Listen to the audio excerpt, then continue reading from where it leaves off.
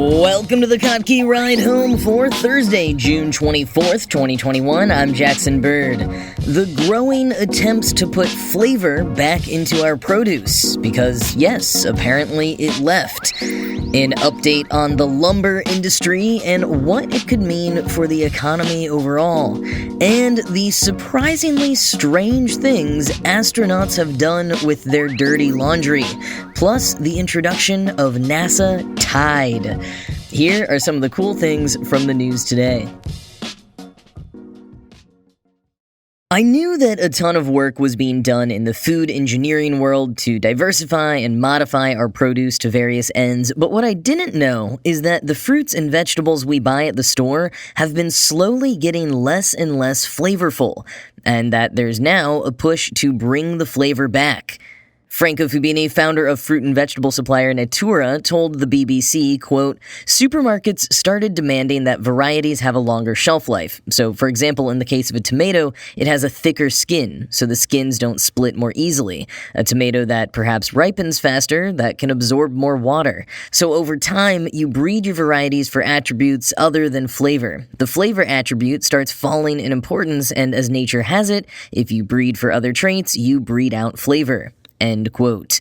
So now many scientists are trying to crack the code to breed produce that will bring the flavor consumers and chefs increasingly want, while still ticking all the supermarket's requirements. Like in Fubini's example, the tomato is a prime candidate for research. It was the second ever plant to have its entire genome sequenced, has a short generation time, and is the most economically important fruit crop in the world, according to Professor Harry Klee of Florida University. Quoting the BBC, "Plant flavor is a complex phenomenon. In the case of a tomato, it stems from the interaction of sugars, acids, and over a dozen volatile compounds derived from amino acids, fatty acids, and carotenoids." Professor Klee wants to identify the genes controlling the synthesis of the flavor volatiles and using this to produce a better-tasting tomato. End quote. Klee says he expects in another year or so they'll be at the point of assembling those superior flavor traits into a single line. Different jurisdictions have different regulations on the genetic modification of food. In many places, combining genes across species is banned, but in most of North America, South America, and Japan, you can tweak existing genes with CRISPR. In the European Union, however, that's still considered genetic modification and is also banned. Though now that the UK is officially out of the EU, the BBC notes that they're considering using gene editing on livestock and food crops. Not all changes have to be done with gene editing, however. A lot of the changes that some of these gene editing projects are seeking to make could be done with good old traditional breeding. It would just take way longer. Haven Baker, co-founder of Pairwise, which uses CRISPR to create new fruit varieties, says traditional breeding could take up to a century and a half. So some are trying to combine the two. Quoting again, "Organic seed firm Row 7 runs breeding programs to develop new and better-tasting produce. Its seed suppliers use traditional cross-pollination techniques along with genomic selection, the ability to examine molecular genetic markers across the plant's whole genome, to predict traits such as flavor with reasonable accuracy. In addition, it has a network of 150 chefs and farmers that evaluate its work.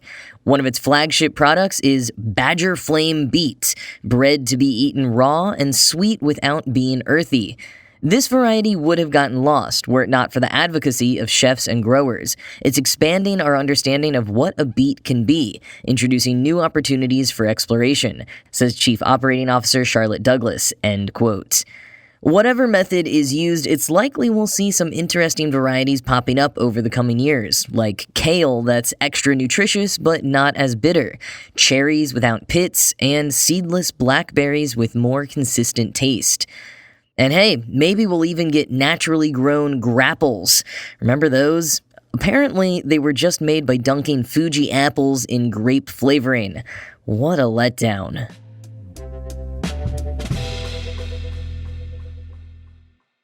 So back in May, I talked about how the price of lumber was soaring, but how mills were having trouble keeping up with demand and all of the ripple effects in different directions because of that. I'll put a link to that episode in the show notes in case you want to re-listen. Well, now the lumber bubble has apparently burst, and some think it could foretell what's to come for the economy in general. A refresher on the situation, though, quoting the Washington Post, "When the pandemic first hit, sawmills furloughed workers and cut production to prepare for a punishing recession. But while housing starts fell to their lowest level since the financial crisis a decade before, they rebounded by summer, catching sawmills with low inventories and COVID-thinned crews. Panic buying set in as consumers remodeling their houses for the work-from-home era rushed to avoid being caught short." End quote. But now, demand has changed again, and prices are starting to drop. Quoting the Wall Street Journal, "Futures for July delivery ended Tuesday at $1,009 per thousand board feet, down 41% from the record of $1,711 reached in early May. Futures have declined 14 of the past 16 trading days.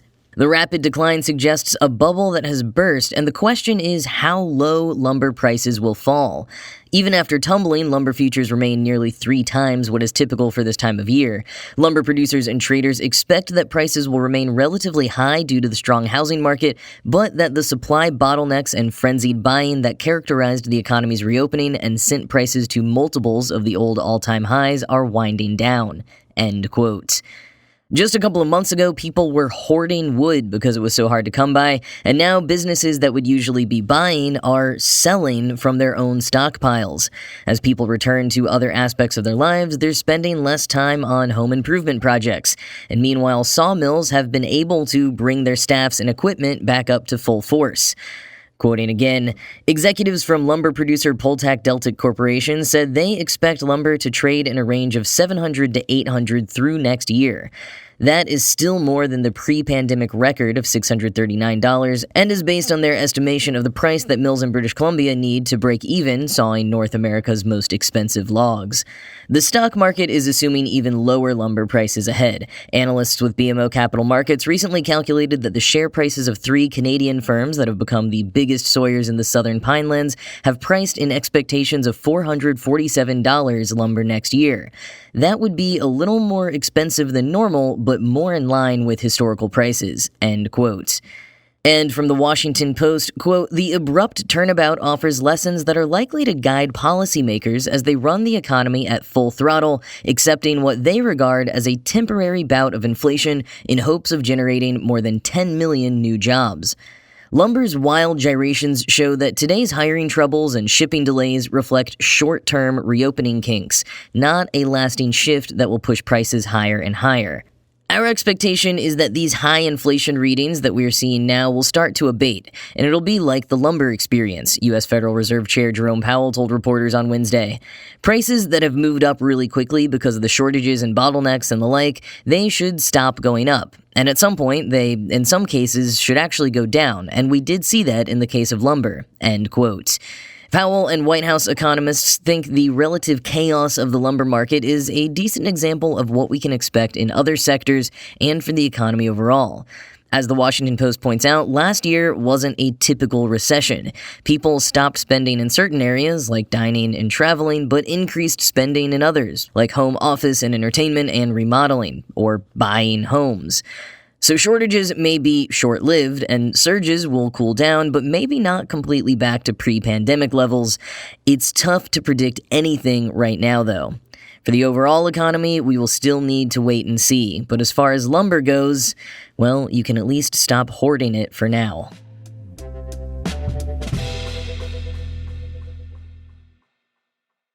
So here's something I'd never really thought about before. How do astronauts do their laundry? So much attention is given to how they make food and go to the bathroom, how they sleep and exercise, but what about cleaning their clothes? It turns out the answer is very simple. They don't. Quoting Fast Company, "Clothes take up valuable storage space needed for food and other essentials, not to mention that the average cost of taking a pound of items to space is about $10,000, says retired NASA astronaut and engineer Leland Melvin.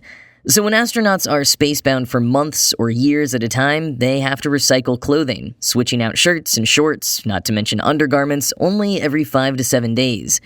We don't have the upmass to keep throwing away our clothing, Melvin says, using the term that means the capacity of the vessel to carry items to space. Used clothing is then usually returned from the International Space Station to Earth in an expendable cargo vehicle, or burned up in the atmosphere in a capsule full of trash.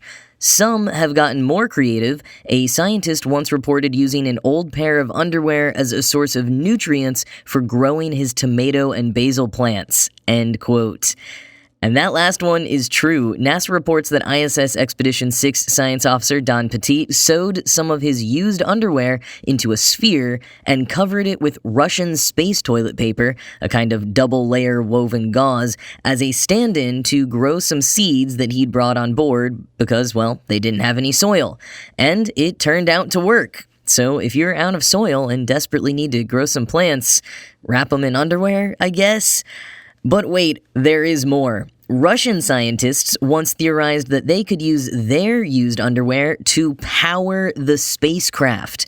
Quoting NASA, the scientists on board Space Station Mir began designing a system that would use bacteria to digest the astronauts' cotton and paper underpants. The researchers said that it was even possible that the methane gas given off when the bacteria ate the underwear could be used to help power the spacecraft. The system would even be able to be used to dispose of some other waste on the station as well. And while the system was never completed for use on Mir, researchers say that it could take up to a decade to find the right combination of bacteria. It may be an option for people living in space in the future. End quote. And I will note that this is from an article published in 2003, so it's about time we check back in with the Russian Space Agency on their underwear rocket. But if they haven't cracked that one yet, the good news is another laundry solution is in the works, and it's sponsored by Tide. NASA Tide, according to Fast Company, will use much less water than a standard wash cycle and be fully degradable so that it's compliant with NASA's closed-loop water system, aka the need to recycle all water products, including urine and sweat. So, Tide-branded space detergent really doesn't sound so bad after hearing that. Quoting again from Fast Company, Tide plans to experiment with a variety of solutions, explains Amy Kribel, brand VP for NA Laundry at Procter & Gamble. First, for the lunar and Martian modules, and on the surface of the Moon and Mars, Tide aims to send a washer-dryer machine that would work in low-gravity conditions. Astronauts would use NASA Tide and likely about 4 gallons of recyclable water for a 10-pound load. The second solution would be for the flights to and from the International Space Station, where gravity is much weaker, and would likely need solutions involving low or no water and no spinning appliances. This could potentially throw them off their trajectory, Krabel says. These laundry experiments will begin on the International Space Station from 2022 onward, and also involve trials of Tide to-go pens and wipes for waterless stain removal. The idea is that they'll bring all their learnings back to Earth to ultimately reduce water and energy usage for the estimated 25 billion loads of laundry completed each year in North America. It's part of Tide's Ambition 2030 sustainability goals announced in March, under which it's committed to halve greenhouse gas emissions at its plants by 2030 and to find product and educational solutions for less wasteful washing. End quote. Less wasteful washing Earthside is definitely something we need to continue to perfect and find better solutions for. So, despite how much NASA Tide sounds like an astronaut-themed version of the detergent to get kids interested in doing chores, I am fully on board for this experiment. As Aga Orlik, Senior Vice President at Procter & Gamble North America Fabricare, put it in the NASA Tide press release, quote, "Humanity has reached a pivotal point where, on one hand, we're on the exciting cusp of space colonization, and on the other, facing a critical period where action must be taken now to save the planet we all call home." End quote. And that is a good point about our upcoming longer space missions as well. For all of the aforementioned reasons, it will be even more difficult to pack enough clothes or get rid of used ones on substantially longer missions. But also, as retired astronaut Melvin explained, it's an important part of mental and physical health for astronauts. Something exceptionally important when you're talking about a mission that stretches on for months and years. Quoting Melvin, "All these little micro things affect your way of living and being in this remote environment." End quote.